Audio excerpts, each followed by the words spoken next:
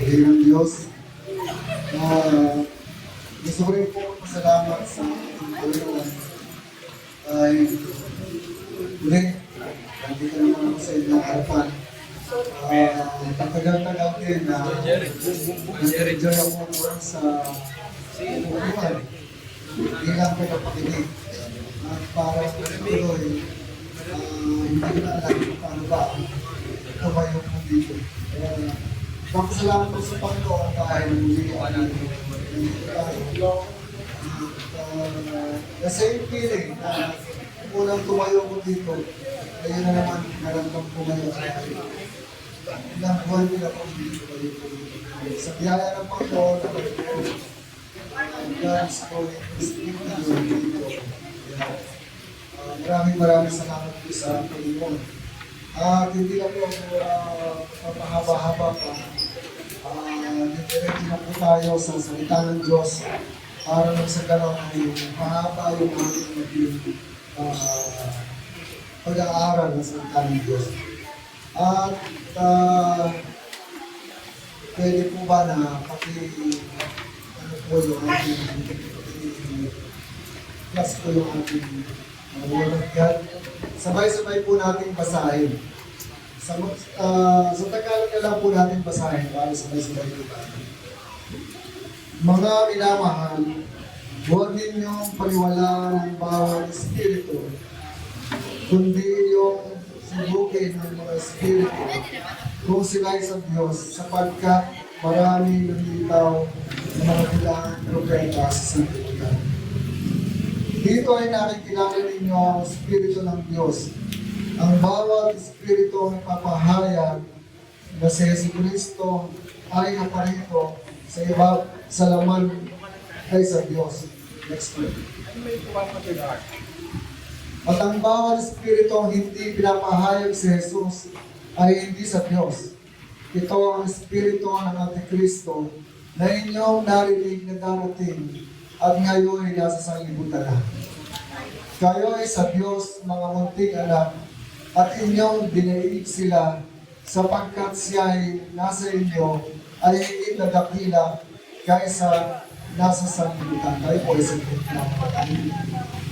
Dakilang Diyos na magbanal ng mga pangyarihan sa lahat, Panginoon. Salamat po sa inyong mga salita. Salamat po Lord na kayo po ang aming pagpapaalala, Panginoon. Kayo po ang aming tagapagturo, Panginoon. Lord, kayo po ang mamuna sa inyong mga salita, Panginoon. Gamitin mo lamang po akong tagapagsalita, Panginoon, sa bahay ng bawat sasabihin ko, Panginoon. Ito po'y manggaling sa inyo, Panginoon. Samahan po ako mula sa oras na po hanggang sa matapos ng mensahe. Panginoon, maraming salamat.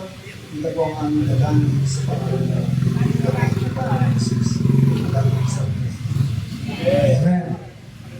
So, sino po dito yung naniniwala na tayo ay nasa mga huling bahagi na ng ating pamumuhay dito sa ibabaw ng sanlibutan? Tama po, dahil po ang Panginoon ay nagbigay ng mga tanda. Hindi po nililin sa atin ng Panginoon na tayo po ay nandito na sa mga huling bahagi ng buhay natin. Dahil sabi sa Bible, sa mga huling araw ay makakaranas tayo ng matinding kahirapan. Kung titingnan ninyo mga maliliit na bagay lang nagpapataya ng mga tao. Dahil sa, kumbaga, palatandaan na nila yung mga sabi, ang mga anak ay magiging suwain sa mga ulam. Marami na po ngayon ang mga anak na hindi na talaga nagpapasahin sa mga magulang. Pero salamat dahil yung mga anak dito na ating mga kapatid ay hindi kasali doon. Siyempre, sa labas yun, hindi dito. So, marami na pong palatandaan na talagang nasa mga huli araw na tayo tulad ng mga digmaan. Kung kayo aware sa mga balita sa social media, kasalukuyang nagdidirian ng US at saka ang Iran. Nakasuporta naman yung Russia at saka China. So talagang anytime ay pwedeng magkaroon ng digmaan. At ito po ay hindi natin maiiwasan dahil ito po ay nasulat sa banal na kasulatan. Pero ang sabi nga po ng salita ng Diyos, huwag po tayong matakot dahil hindi pa simula pa naman. So meron po isang paparating na sabi nga sa binasa natin ay nandito na nga. At ito yung Antikristo. Sino po ba ang Antikristo? Pag sinabing Antikristo, siya ay laban sa ating Panginoong Jesus. Kumbaga, laging nakakontra siya. Kumbaga, kung ano yung gusto mangyari ng Panginoong Jesus, saliwat siya doon. Kumbaga siya ay taliwas. Kumbaga, ang Antikristo po ay siya ay maaaring isang nilalang na napahayag sa Bible na darating in the future. Wala pa siya ngayon, wala pa. Hindi pa siya nagmamanifest kasi makikilala po natin yan. Hindi naman po yan inilihim sa atin ng Panginoon na sa mga huling araw, makikilala po natin yung Antikristo. But, kahit wala pa siya dito sa sanlibutan, the Spirit working behind this Antichrist ay nandito na at nasulat. Sabi ko dyan, at ang bawat, sabi dito,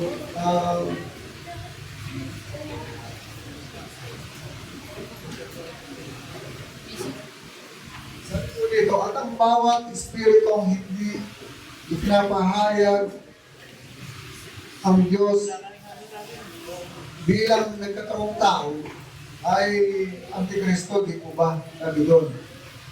Kayo ay sa Diyos, munting anak, sapagkat siya ay nasa inyo. So, malinaw po dito na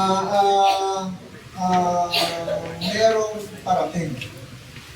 At yung parating na yun ay ang Antikristo. So, yun po yung ating pag-aaralan ngayong umaga ito. At ang title po ng ating mensahe ay Overcoming Against Spirit of the Antichrist or pagtatagumpay laban sa espiritu ng Antikristo.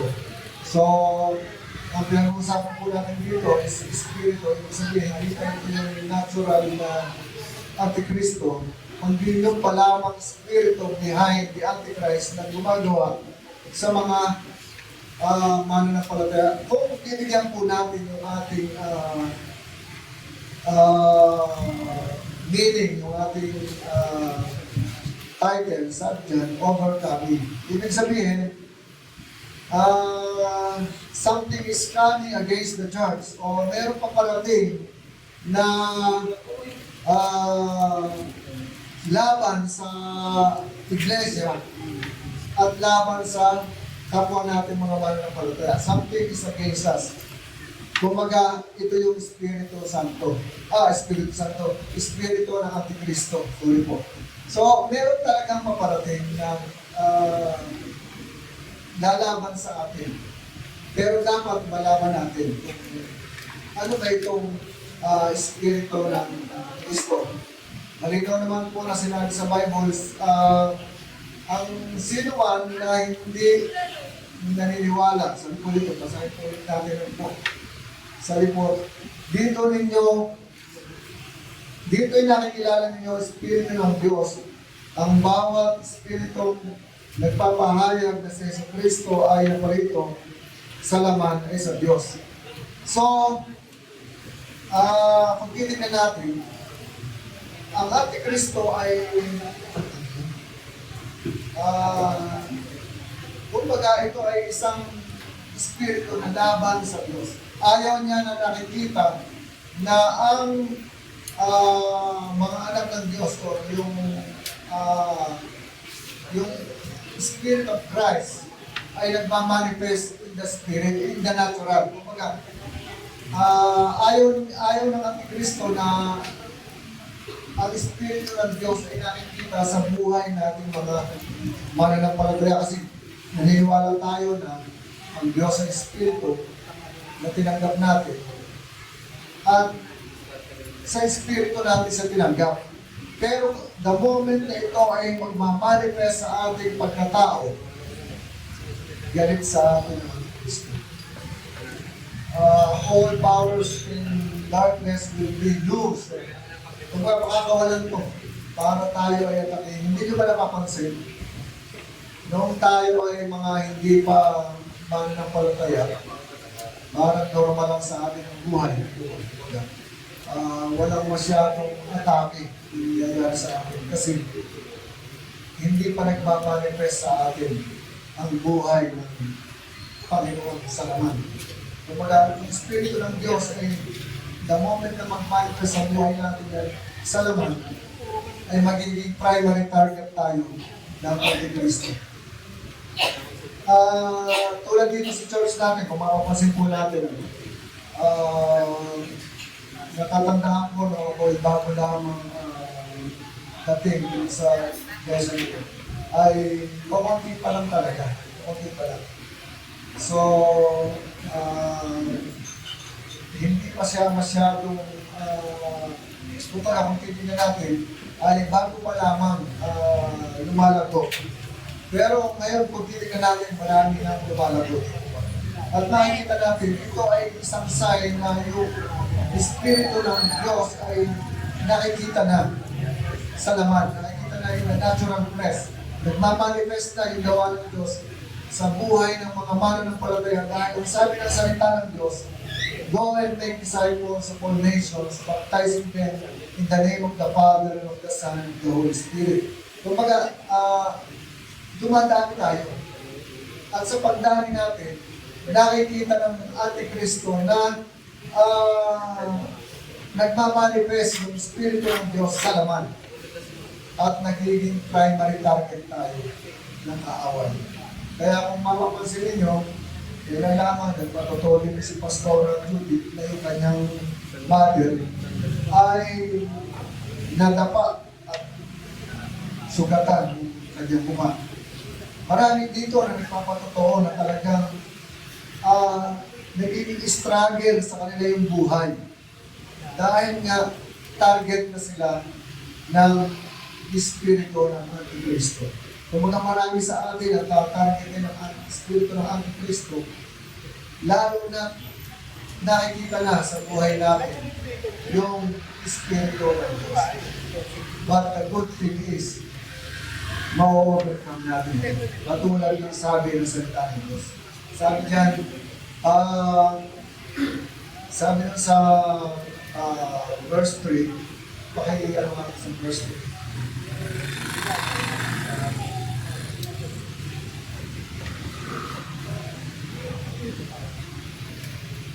Sabi ko dyan sa verse 3, sa verse 4, kayo'y sa Diyos, mga munting anak, at inyong dinaig sila sapagkat siyang nasa inyo ay higit na dakila kaysa nasa sanlibutan. So, yun po ang magandang balita na anuman ang dumating sa atin, which is sure na talagang darating, ay mapagtatagumpayan natin sapagkat mas dakila yung nasa atin kaysa sa nasa sanlibutan. So ano nga po ba yung bigyan nga po natin ng kahulugan, overcome, or yung pagkatagumpay. Sabi po dito sa next point. Sabi po, from the word itself, overcoming, pwede natin itong bigyan ng kahulugan na merong paparating, but we will go over it. Ibig sabihin, ano man yung darating, ito ay lalagpasan lang natin. Kumbaga, hindi nito kaya tayong sirain. Hindi nito tayo kayang ibagsak. Bagamat siya ay darating, na totoong darating, pero lalagpasan lang po natin. Sabi po dyan, to overcome is to succeed in dealing with. Magtagumpay sa mga problema o kahirapan. Ito yung isang kahulugan ng overcome. Maaari natin pagtagumpayan yung anumang mga problema at mga kahirapang darating sa ating buhay. Sapagkat greater is He that is in us than Satan who is in the world. Kumbaga, mas makapangyarihan ang Diyos na tinanggap natin. Kaya, anything na dumating sa buhay natin, ito po ay ang ating magtatagumpayan. Amen po ba? Sabi po dyan, to get the better off. So, malampasan natin. Malampasan natin yung mga bagay na paparating, darating pa in the future, ay kaya lang natin ang malampasan. Another meaning is to gain the superiority. Winning. Kung baga, ibig sabihin, parang pinapalagay ng Diyos na laging mayroong opposition. Kung merong kalaban tayo, merong lalaban sa atin, bakit hindi tayo dapat matakot? Because we are designed to win. Kung atin pong titignan kung paano tayo nalikha ng ating Panginoon, tayo po ay mananalo na. Tayo po ay kumbaga winners na kasi kung titignan nyo, ito yung pag-aaral lang. The moment na nung tayo ay nasa mga ano pa lamang ng ating mga magulang, bago pa lamang na tayo likhain, nakipaglaban na tayo, kumbaga, nakipaglaban na tayo, lumawi na tayo patungo doon sa Excel. Kaya, doon pa lang, kasi marami yan, di ba? Nakikita naman natin sa social media, once na ang dami nila. Pero isa lamang ang nagtatagumpay para makarating doon sa Excel, para maging baby siya. At ikaw yun. Tayo yun. Kaya tayo ay mananagumpay na from the start. At dyan po tayo dinisenyo ng Panginoon. Kumbaga hindi tayo dinisenyo ng Panginoon para tayo ay maging taluno. Dinisenyo tayo ng Panginoon para tayo ay maging mananagumpay. Dahil tayo mga anak ng Diyos. Palpakan nga po natin ang ating Panginoon. Hallelujah. Praise God. So, base ko sa passage na binasa natin, ayaw ng Antikristo na nakikita sa ating pagkatao yung buhay ni Kristo. Kumbaga, nasa interest ng Antikristo na sa isang born-again believer, sa isang genuine born-again believer, na okay lang, natanggapin niya ang Panginoon Jesus sa kanyang Espiritu. Okay lang sa kanya yun. Hindi big deal sa kanya yun. Tinanggap mo Panginoon Jesus sa Espiritu, pero tahimik ka lamang na sumasamba at nagpe-pray ka lamang at tahimik. Kumbaga, there's nothing significant sa iyong buhay na nakikita ng Antikristo, okay lang sa kanya yan. Pero the moment na yung buhay ng Panginoon ay nakikita na sa buhay mo, you will be the primary target of the enemy. Kumbaga, mamarkahan ka ng Antikristo, ikaw nakikita sa buhay mo ang Panginoon. Ex ka, tatargetin kita. Pero huwag po tayo matakot dahil tayo po ay hindi kaya itubo ng tama. Anytime na tayo ay gumawa ng mga significant things o yung mga malalaking bagay para sa Panginoon, tayo po ay nagiging target ng tao. So, in other words, the Antichrist opposes the manifestation of Jesus Christ in our lives. Kumbaga, hindi gusto ng Antikristo na nakitang nagmamanifest ang buhay ni Kristo sa ating mga buhay.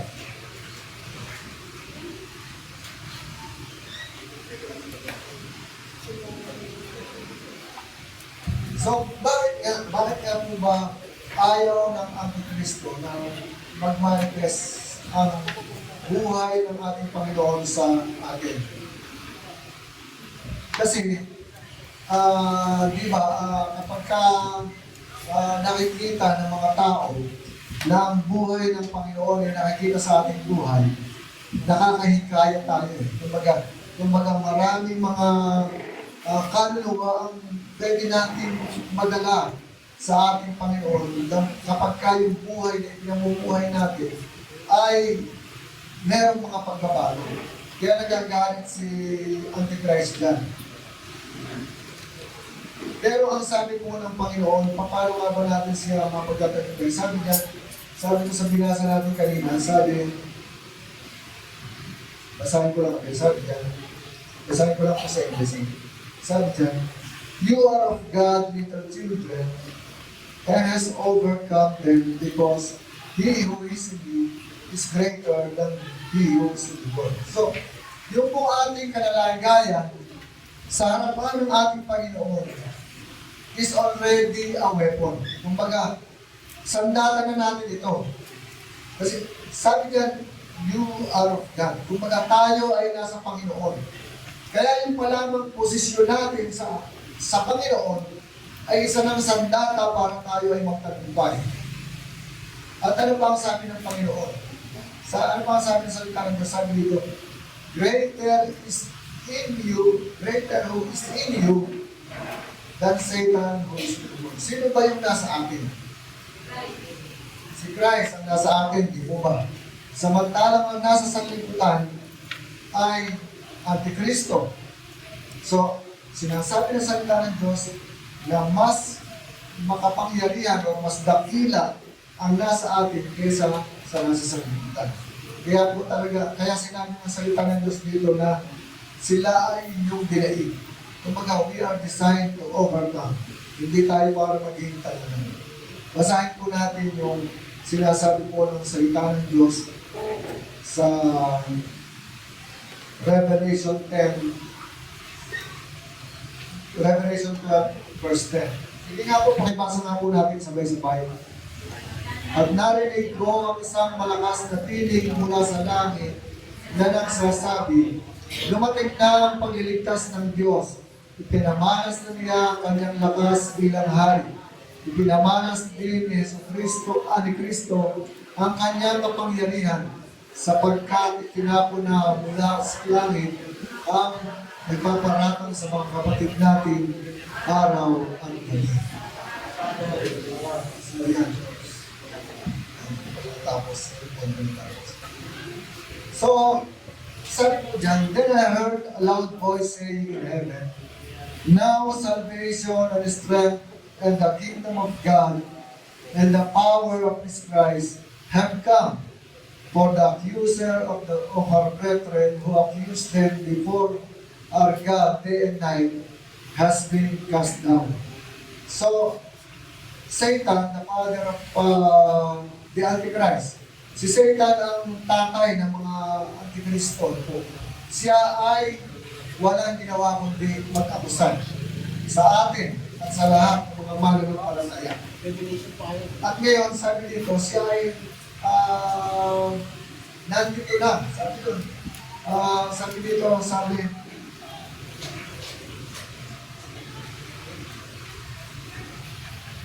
for the accuser of our brethren, sabi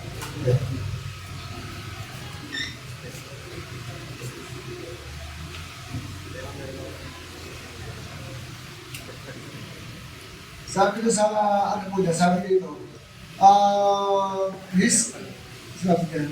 and the power of His Christ had come for the accuser of our brethren who accused them before our God day and night has been cast down. Kumbaga, itinamo na, kumbaga, malinaw na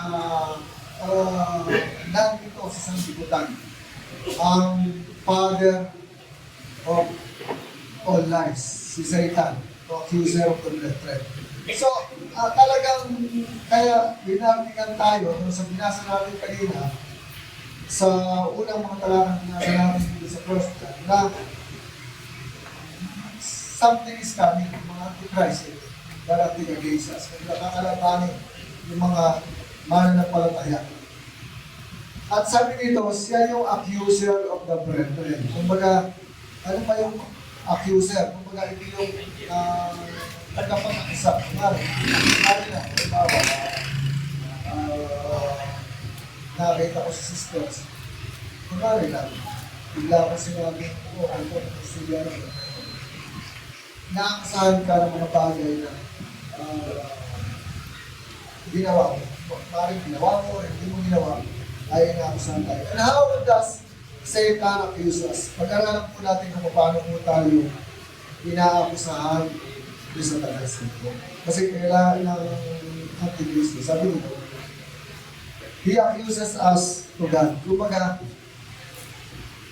binasa naman natin na si Satan ay walang ginawa kung iakusahan tayo araw-araw. Paano niya tayo inaakusahan? God accuses us to God.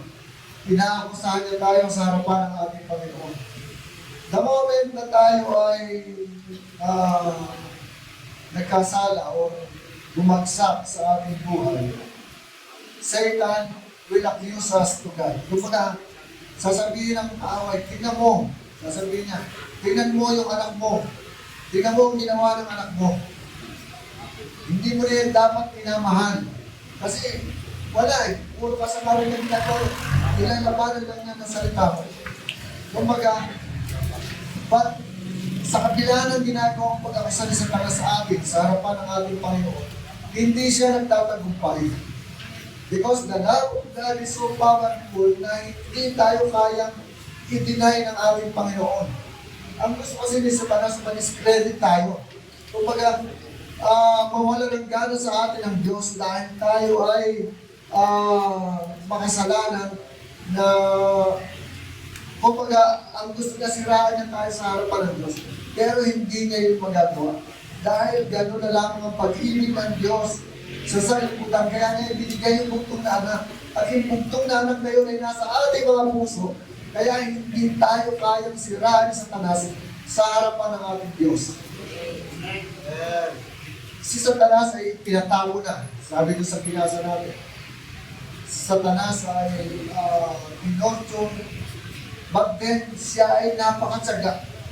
Wala siyang ginawa kundi bantayan tayo, hanapan tayo ng butas, at akusahan tayo sa harapan ng Diyos. Kahit na nga hindi siya pinaniwala ng Diyos. Kung meron isang magandang bagay na meron sa Satanas, ay ang pag-ibig matyaga. Hindi siya nagsasawa kahit kailan. Nabantayan tayo at harapan tayo ng butas at atakihin tayo. Ganong katsaga si Satanas. Ano pa po? Next. Sabi po muna natin yung verse natin. Sabi po sa Proverbs 24 verse 16. Basahin niya po natin.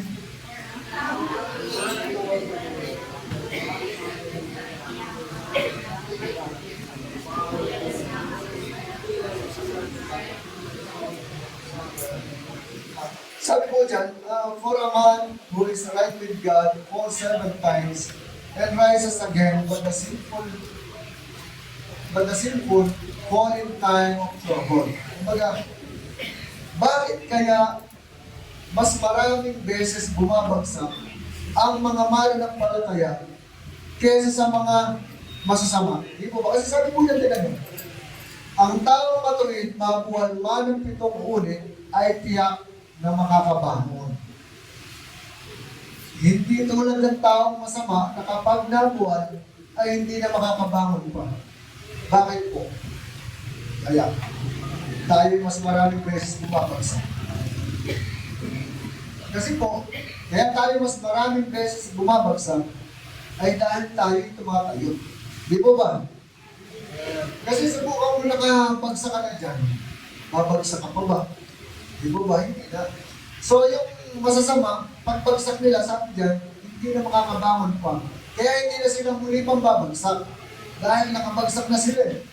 Wala nang tayo para pa sila bumagsak dahil nakalaban na sila. Pero tayo, sabi doon, lagi tayong tatayo.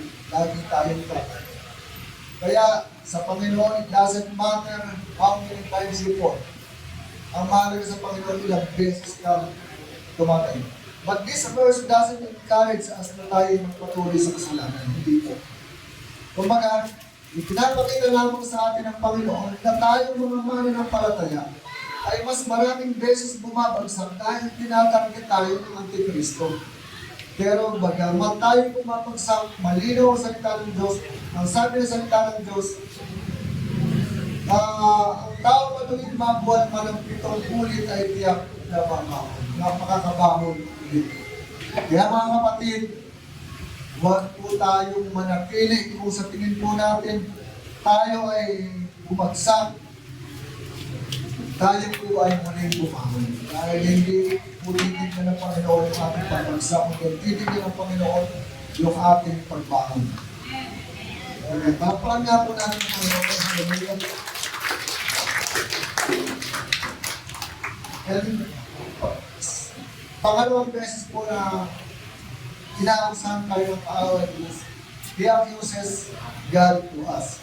Kumbaga, kanina, tayo inaakusahan ng Diablo sa Diyos.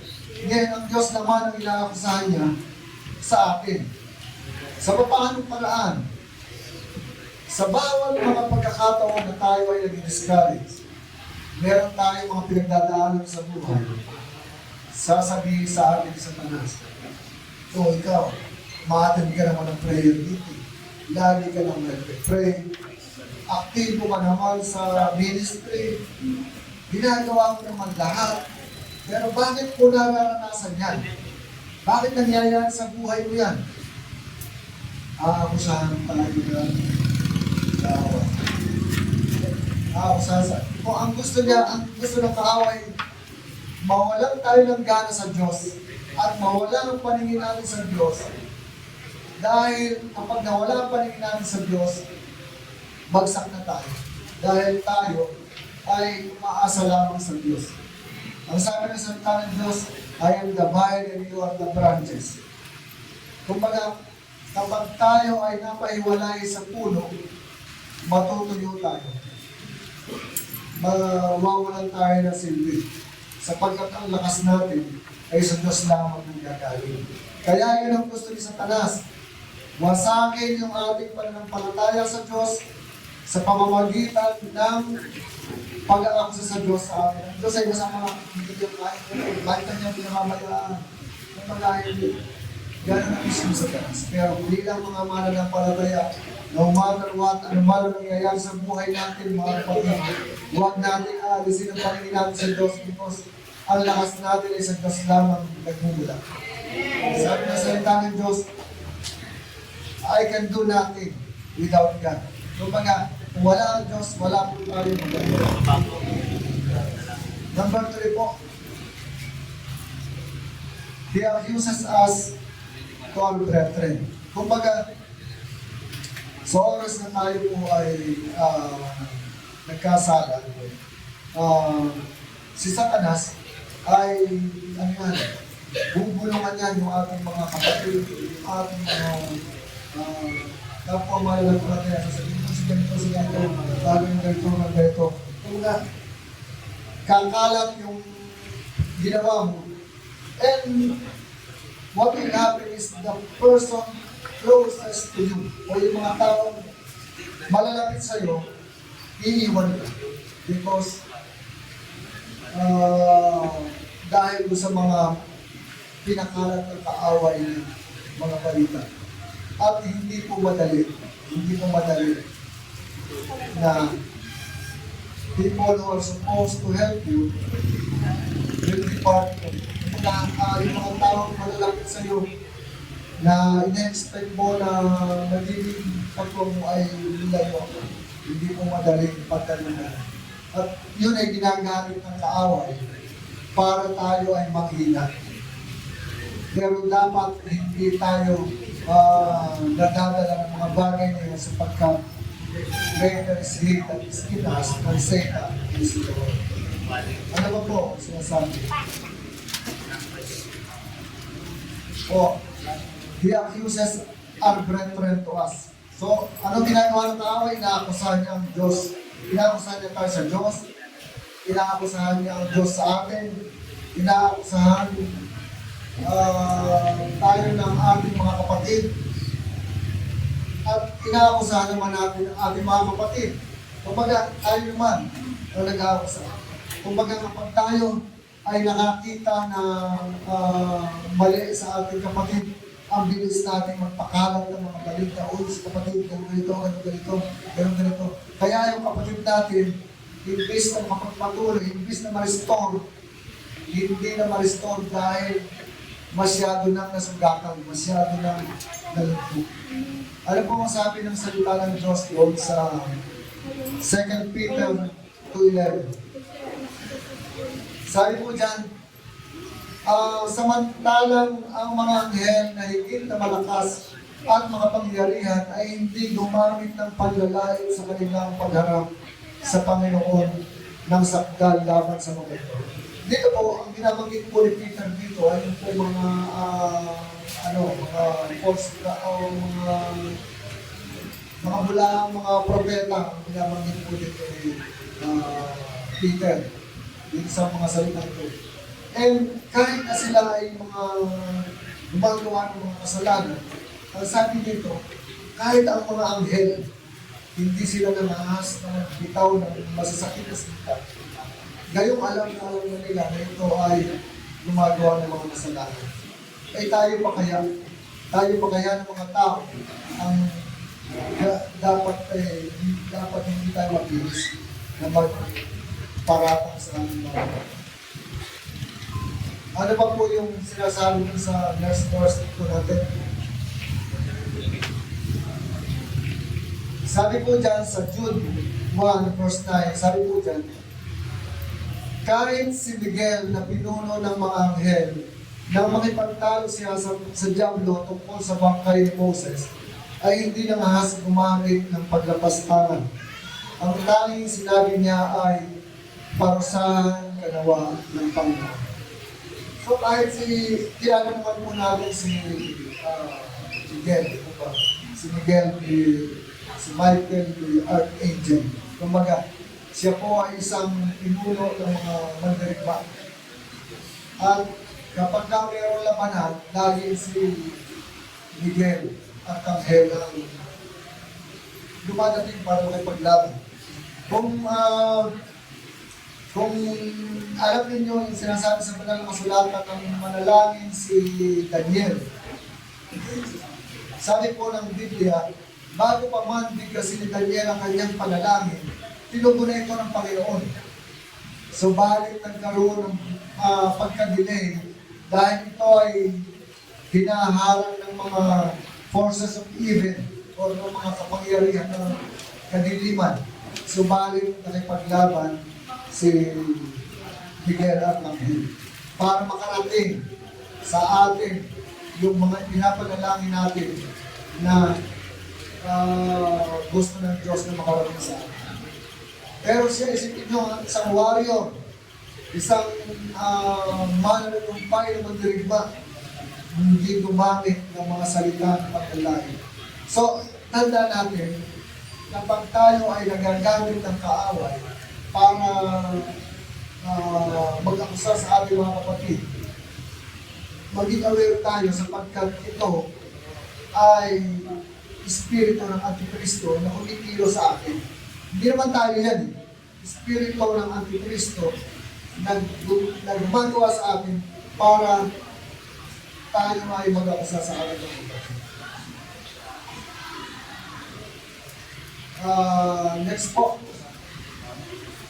And the worst and most dangerous accusation of all is he accuses us of ourselves. Kumbaga, inaakusahan tayo ng Diablo sa ating Panginoon, inaakusahan ng Panginoon laban sa atin, inaakusahan ng Panginoon sa atin, inaakusahan tayo sa ating mga kapatid, inaakusahan natin ang ating mga kapatid, and panghuli po ay inaakusahan natin ang ating mga sarili, which is yung po pinaka-delikado sa lahat. Kapag ikaw sa sarili mo ay parang nakakaramdam na wala kang kwenta, sinasabi mo sa sarili mo, wala akong kwenta, wala akong mararating, talagang pangit talaga ang buhay mo, wala na akong pag-asa. Kumbaga, puro na lang kahirapan ng aking nararanasan. at naaawa ka na sa sarili, hindi po yan galing sa Diyos. Galing po yan sa Antikristo. Dahil ano po ba ang sabi ng ating Panginoon? Sa Jeremiah 29 verse 11, sinasabi po ng Panginoon, for I know the plans I have for you, declares the Lord. Plans to prosper you and not to harm you, plans to give you hope and a future. Kumbaga, maganda pong plano sa atin ng Diyos. Ang nais ng Panginoon sa atin ay tayo ay hindi mapahamak. Ang nais ng Diyos sa atin tayo ay pagpalain. Kaya kung ano man ang nalalagayan natin sa ngayon, tayo man ay nagdadaan ng mga pagsubok, huwag natin itong pag-istayan. Kumbaga, lagpasan natin ito ayon sa sinasabi ng ating mensahe ngayon na let us overcome it sa pamamagitan ng mga salita ng Diyos. Kumbaga, huwag natin kahabagan ang ating sarili kung meron man tayong may nagdadaanan ngayon. Maaaring meron kang maramdaman, nabibigatan ka, naaawa ka sa sarili, hindi yan galing sa Diyos. Dahil ang gusto ng Diyos, bumalik ka. Ang gusto ng Diyos, pagpalain ka. Ang gusto ng Diyos, magpatuloy ka. Hindi nais ng Diyos na ma-discourage ka sa buhay mo, sapagkat kapag nangyayari yan, si Satanas ang gumagawa sa buhay mo niya at gusto niya ibagsak. Kaya, napakahalaga po na tayo, alam natin kung paano natin mapagtatagumpayan yung mga gawa ng tao dahil napaka-deceptive ng schemes of the devil. Kumbaga, the moment na yung ating pagbabantay sa espiritu ng Antikristo ay bumaba o bumagsak, atakihin tayo. At tayo ay magiging open, magiging vulnerable tayo sa atake ng kaaway kapag bumaba yung ating depensa. So, siyempre, itibay lamang yung ating depensa kung alam natin na paano natin malidepensa yung gawa ng Antikristo. Paano natin mapagtatagumpayan ang mga gawang ito ng kaaway na talagang walang ginawang hindi bantayan tayo. Kumbaga, kapag yung gawa ng kaaway ay hindi nananagumpay sa buhay mo, it means aware ka. Kumbaga, protektado ka ng mga panalangin mo, ng mga salita ng Diyos. Dahil the moment na mawala ka sa focus, the Antichrist will attack. At minsan, buti kung simple lang ang pag-atake ng kaaway. Ang plano ng Diyos, ang plano ng kaaway sabi sa John 10:10, kaya lamang pupunta rito ang magnanakaw ay upang magnakaw, magwasak at pumatay. So, matindi ang misyon ng kaaway. Pero may solusyon lagi ang Panginoon. Sabi ng salita ng Diyos, subalit ako rin ng Kristo upang magbigay ng buhay, isang buhay na masagana at kasiyasya. So kung ang buhay natin ngayon ay hindi kasiyasya, maaaring inaatake tayo ng kaaway sapagkat hindi yan nais ng Panginoon. And paano nga po ba natin mapagtatagumpayan ang mga gawa ng kaaway? Next po tayo. So, how do we overcome the enemy, our accuser? So, pag sinabi ng our accuser, si Satanas ang natin pinag-usapan dito. Next po. Sabi po dyan, and they overcame him by the blood of the Lamb and by the word of their testimony, and they did not love their lives.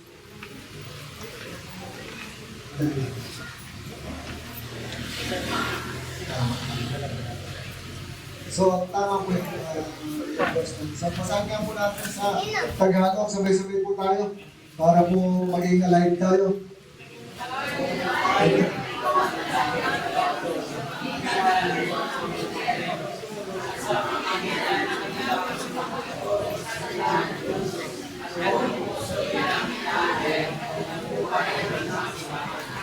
Hindi po pagkabasa sa mga. So, mapagtatagumpayan po natin ang gawa ng kaaway sa pamamagitan ng dugo at ating Panginoong Jesus. Next po tayo. So, yan po, mapagtatagumpayan natin ang mga gawa ng Diyos sa pamamagitan ng dugo ng ating Panginoong Jesus. Next po tayo. Why is the blood of the Lamb so important to be able to overcome the enemy? Bakit nga ba napakahalaga ng dugo ng ating Panginoon para mapagtagumpayan natin ang gawa ng kaaway? Number one, dahil ito po ay nalilinis sa ating mga kasalanan. Sabi po dyan, sumayin nyo din nawa ang biyaya at kapayapaan mula kay Jesucristo, ang tapat na saksi, ang panganay sa mga patay, at ang tagapamahala sa mga hari ng lupa. Siya ang umibig sa atin at naghugas sa atin mula sa ating mga kasalanan sa pamamagitan ng kanyang dugo. Napakahalaga po ng dugo ng ating Panginoon dahil ito po yung huhugas ng ating mga kasalanan. Wala pong kasalanan maliban sa pangumusong sa banal na Espiritu ang hindi kayang patawarin, hindi kayang hugasan ng dugo ng ating Panginoong Jesus. Makapangyarihan ng dugo ng ating Panginoong Jesus. Gaano man kalaki ang nagawa ng kasalanan, gaano man kapula ang iyong kasalanan, huhugasan ito ng ating Panginoon. Sapagkat ang dugo ng ating Panginoon na natinis mula sa krus ng Kalbaryo ang nagpawalang sala sa atin. Makapangyarihan ang dugo ng ating Panginoong Jesus. Ano ba po? Bakit po napakahalaga ang dugo ng ating Panginoong Jesus? Para magtagumpay tayo. Let's go tayo. Dahil ito po yung nagpapa-hingganap sa atin. Kumbaga, ito yung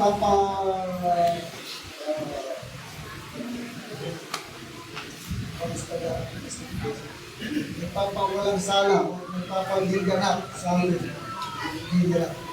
Sabi dito, yarang sa pamamagitan ng kanyang dugo, tayo ngayon ay napawalang sala, lalong tiyak na maliligtas tayo sa pugot ng Diyos. O mga minsan nagiging parang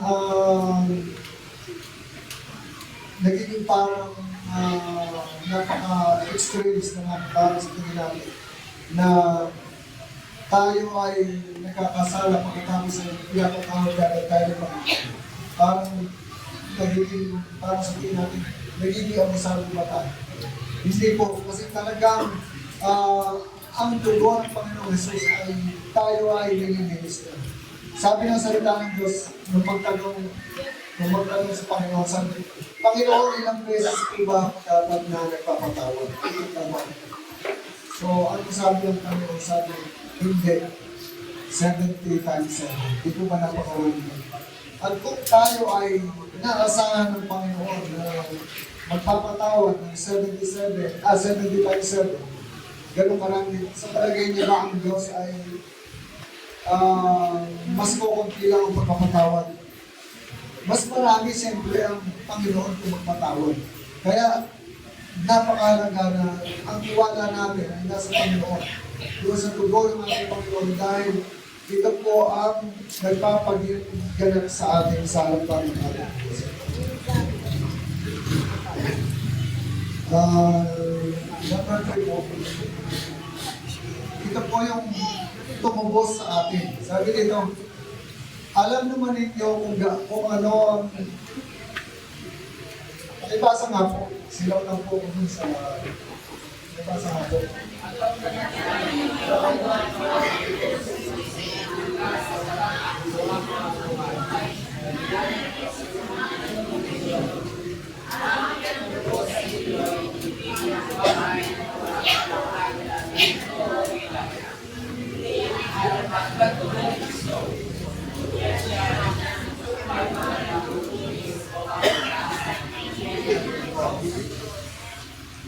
Amen. Itong mga dito po ay makikita natin na yung ipinagtubo sa atin ng Panginoon sa ating mga kasalanan ay hindi ordinaryong mga bagay. Sabi dyan, Ang ipinamto ko sa inyo ay hindi ang mga bagay na nawawala katulad ng ginto o pilak, kundi yung dugo mismo ng Panginoon na natigis doon sa bundok ng Kalbaryo para tayong lahat ay mapawalang sana sa kasalanang hindi naman siya ang tulong, hindi tayo tuwa. Tayo nagkasala pero ang Panginoon ang labaho sa krus. Ang Panginoon, ang dugo ng Panginoon ang tumigis para lamang tayo ay mapawalang sala.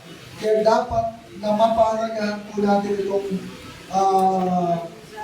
pagkaligtas namin sa ating Panginoon dahil hindi ordinaryo, hindi simpleng bagay. Kung halimbawa, kung si nanay ay mayroong sinangla sa sangla at pinatubo sa pera lang. Maliit na bagay lang yun. Kumbaga, pinatubos para balik sa iyo. Pera lang. Kumbaga, pero ang ipinatubos mismo ng Panginoon, yung kanyang dugo. Tayo po ba? Kunwari lang, halimbawa. Meron isang taong makasalanan na bibitayin. Ano ba, bibitayin bukas? Pero, kung merong magpapalit ng kanyang buhay para sa tao yun, maliligtas yun. At meron po kayong gagawa sa amin. Sa isang taong hindi naman natin kaano-ano. Hindi po mawala. Pero tayo, ganun katindi ang sinakripisyo ng Panginoong Jesus para sa atin. Yung kanyang dugo mismo. Para lamang tayo ay maligtas, para mahamon tayo doon sa ating mga kasalanan. Kaya napakahalaga na bigyan po natin ito ng pagpapahalaga. Number 4, ito po yung laging nagdadala sa atin sa new covenant o yung muli natin pakikipagtipan sa ating Panginoon. O baga, kahit na tayo ay nagkakasama sa harapan ng ating Panginoon, the moment na tayo ay tumingin doon sa dugo ng ating Panginoon, pinagsisihan natin ang ating mga masalanan, laging may panibago pakikipag-kasundo o pakikipag-covenant sa ating Panginoon.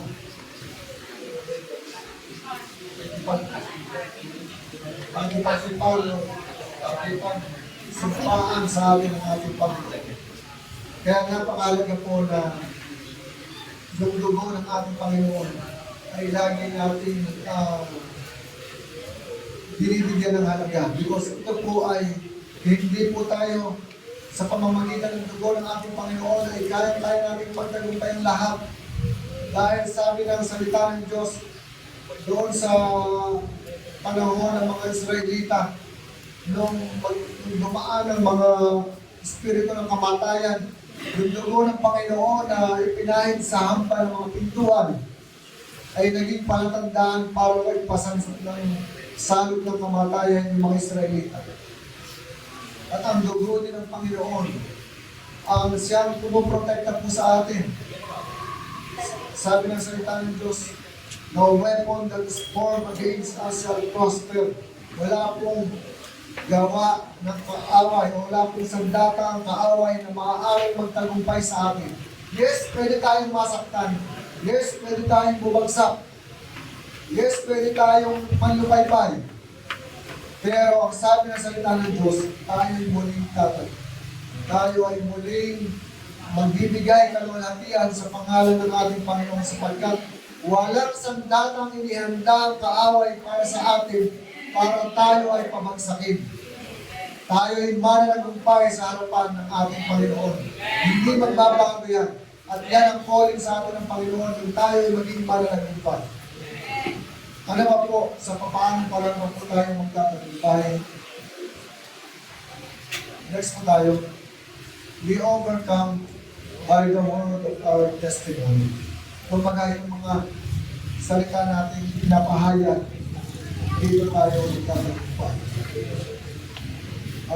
Next po tayo.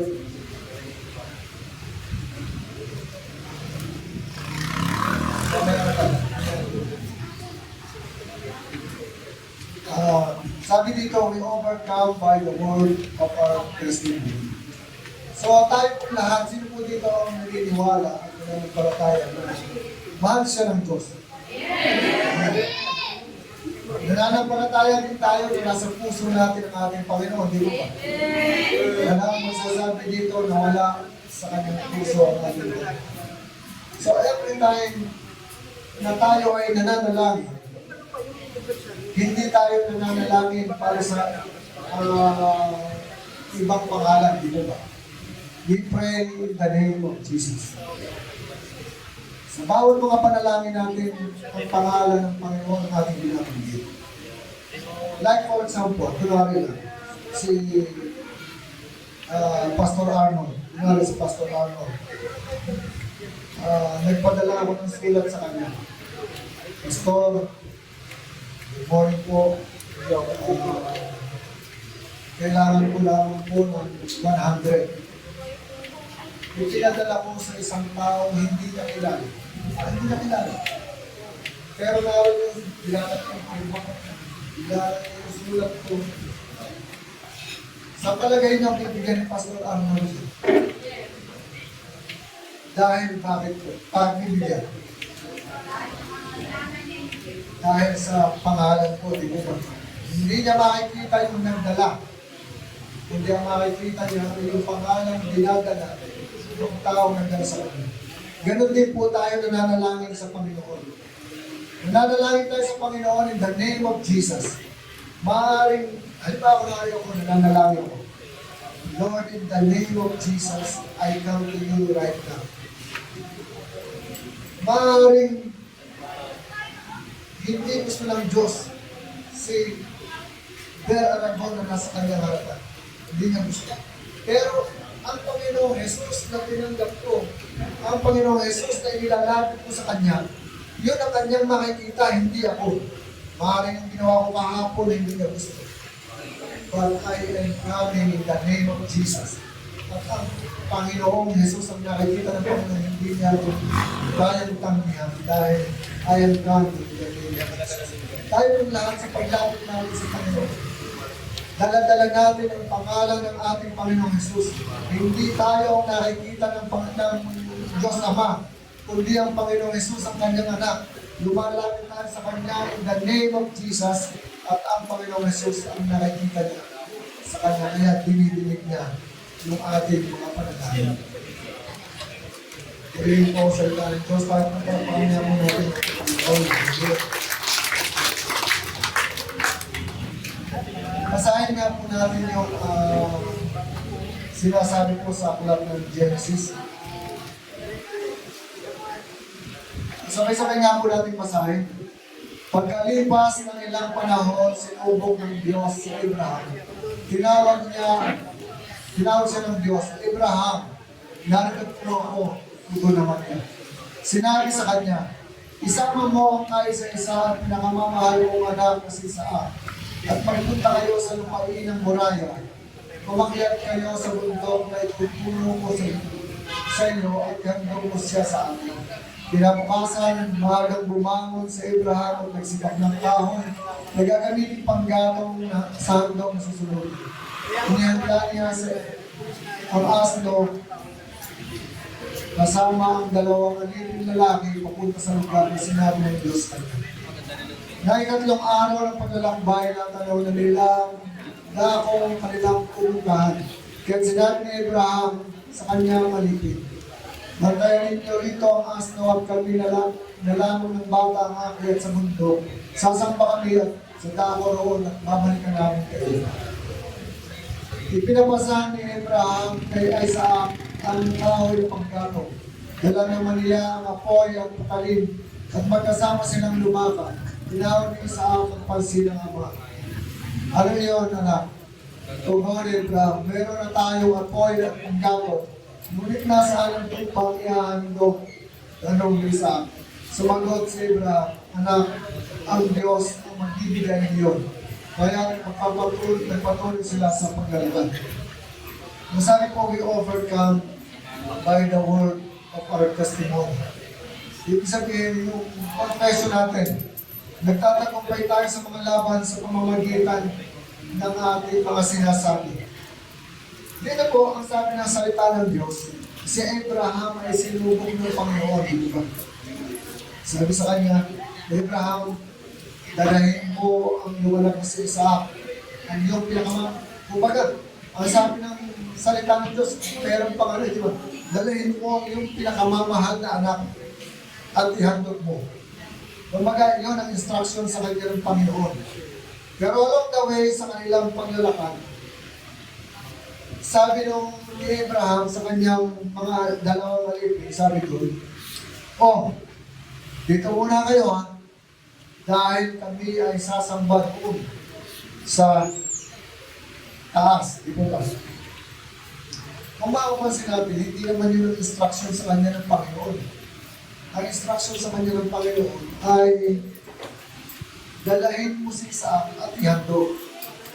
Pero iba yung kanyang confession. Di ba? Ang sabi niya, ang confession niya, pupunta lang kami dito sa taas at sasampa. At babalikan namin ka. Kumaga, sinasabi niya, yung confession niya is very positive. Kumaga, siguro kung ikaw ay isang ama na sinabihan na dalahin mo ron yung kaisa-isang anak, may dugtong pang yung pinakamamahal na anak at ihandog mo sa akin. Magiging mabigat sa iyong kalooban.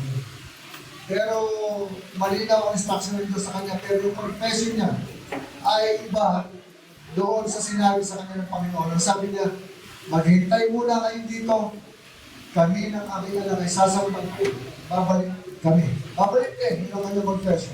So napakahalaga sa buhay natin yung ating confession. Tapos, umakyat sila doon. Sabi ni Isaac, Ama, meron na tayong panggatong. Meron na tayong apon. Nasaan ang panggatong? Nasaan ang ihahandog? Alam na alam ni Abraham na sila ang ihahandog, di mo ba? Pwede namang sabihin ni Abraham, anak, huwag ka masyadong maingay. Kasi siyempre, ilagay natin ang sarili natin sa kalagayan ni Abraham.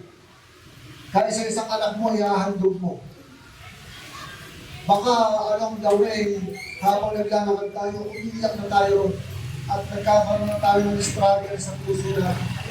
Kaya kung nagsalita si Isaac na, Aba, meron na tayong panggatong, meron na tayong apo, nasa nangyayandog. Baka pwede namang sabihin ni Abraham, anak, tumahimik ka. Dahil ikaw mang iahandog ko, kaya panahimik ka na. Pero anong sabi ni Abraham? Ang Diyos, sumagot si Abraham, anak, ang Diyos ang magbibigay niyo. Kumbaga, ang sinasabi ng Panginoon ay dalahin si Isaac at ihandog. Pero ang confession ni Abraham ay sasamba at babalik. Mga kapatid, meron din tayong mga Isaac sa buhay natin. Meron din tayong mga pinapahalagahan ng todo sa buhay natin na nakikita natin na nagsasuffer o nalalagay sa alanganin. Maaaring yung kalusugan mo, ito ay isang Isaac sa buhay mo na gusto ng na nakakaranas kayo ng mga pag-atake. Pero yung confession natin sa araw-araw ay will make things better. Kung pwedeng bumago sa sitwasyon. Ang sinabi ng Panginoon kay Abraham ay ihandog si Isaac. Pero ang sinabi ni Abraham sa Diyos ay sasamba. And that word of Abraham moved the heart of God. Kumaga, nabago yung puso ng Panginoon at nagbigay ng kapalit ni Isaac para maging handog. Sa mga kapatid, anong gusto ituro sa atin ng Panginoon sa umaga ito? We can overcome everything that is coming against us by the blood of the Lamb and by the word of our testimony. Huwag po tayo mag-confess ng negative sa ating buhay. Eh kung ikaw ay may sakit, at sasabihin mo, malapit na ako. Hindi ka na talaga magtatagal. Di ba? Kasi pinakita sa atin, yung confession natin, napakahalaga. Kaya kung ikaw ay mayroong pabigat na karamdaman ng pinagdaraanan, at sasabihin mo, I am healed by the stripes of Jesus 2,000 years ago, gagalaw ang Panginoon sa buhay mo. Kaya kung sasabihin mo, hindi na ako tatagal, isang buwan na lamang ang itatagal ko sa mundo, baka hindi ka abutin ng isang buwan, baka isang linggo na lang, magbuka. Kung ikaw ay nakakaranas ng kahirapan, at sasabihin mo, wala na talaga akong pag-asa, hindi na ako makakabayad sa mga pinagkakautangan mo.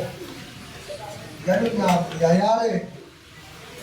Pero pinapakita, malinaw na pinapakita sa atin ng Panginoon, yung confession natin sa ating pang-araw-araw na buhay, ang babago sa sitwasyon natin sa buhay.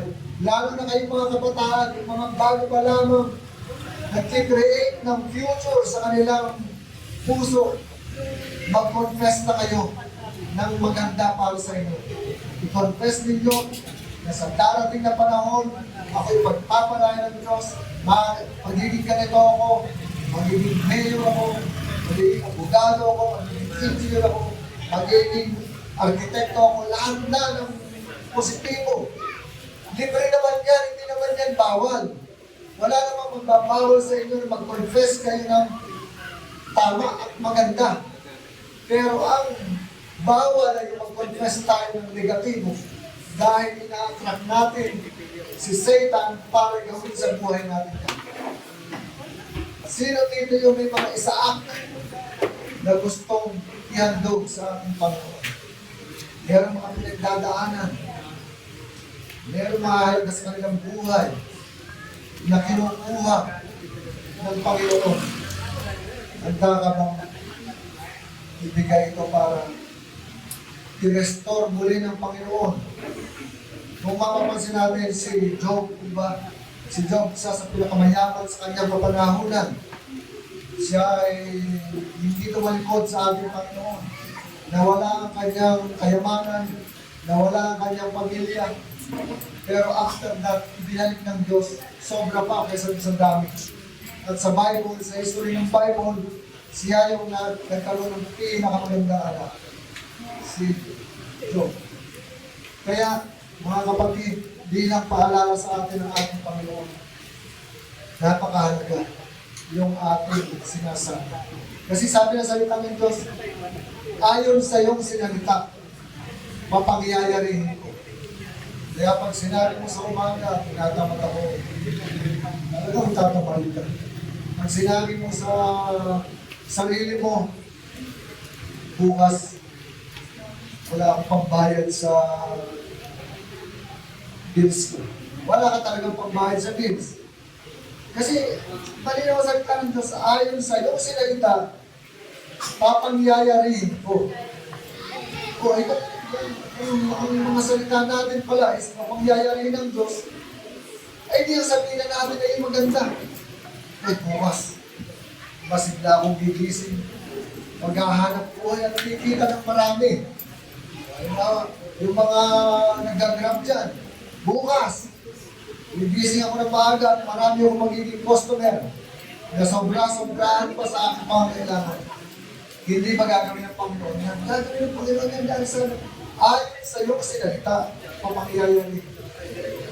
Kaya mga kapatid, sa umaga ito, maging positibo tayo. Ano man ang gusto namin pa-achieve sa buhay natin, huwag tayong magsawang i-confess. Huwag tayong magsawang i-claim. Dahil libre lamang ang mag-claim. Wala namang bayad yan.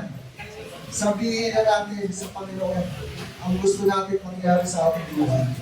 At ang Diyos ay tapat, hindi niya tayo iiwan o pababayaan man. Kung ikaw ay walang trabaho ngayon, gusto mo magkatrabaho, sabihin sa Panginoon, Panginoon, bigyan mo ako ng trabaho.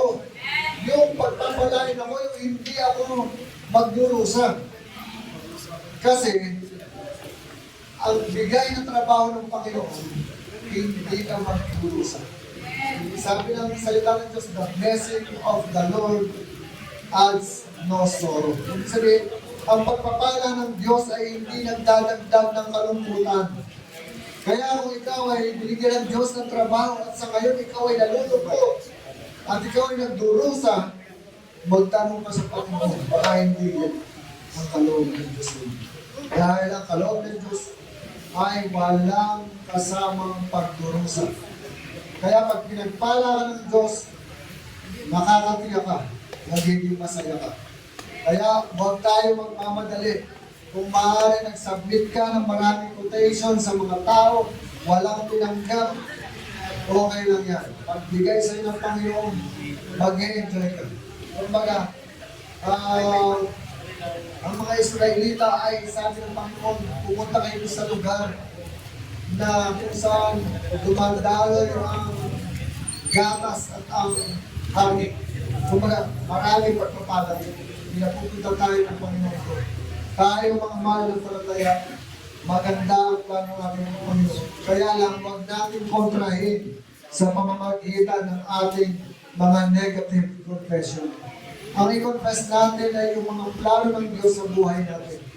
Yung mga gusto ng Diyos na mangyari sa buhay natin. Minsan kasi kahit gaano kaganda ang plano ng Diyos, kung ito ay kinokontra natin sa pamamagitan ng mga negatibo natin confession, talagang makakagawa ang pa. Kaya mga kapatid, sa umaga ito, narinig po natin sa salita ng Diyos. Kung sa tingin po ninyo, nangungusap sa inyo ang Diyos. Kung sa tingin po ninyo, kinakatok ang puso ninyo ng Panginoon dahil nais ng Panginoon na ihandog ninyo yung isaak sa buhay ninyo. Huwag po tayong mag-akbili katulad ni Abraham. Maaga siyang gumising para gawin ang kalooban ng Panginoon. Pero huwag po tayong matakot na gawin ang kalooban ng Panginoon dahil ang Panginoon ay handang i-restore or handang ibalik ang lahat ng bagay na nawala po sa atin. Ito man ay kalusugan, ito man ay pinansyal, ito man ay kalakasan, ito man ay sakit ng kalooban. Lord, kaya-kayang po ito ibalik sa buhay ng iyong mga anak, Panginoon.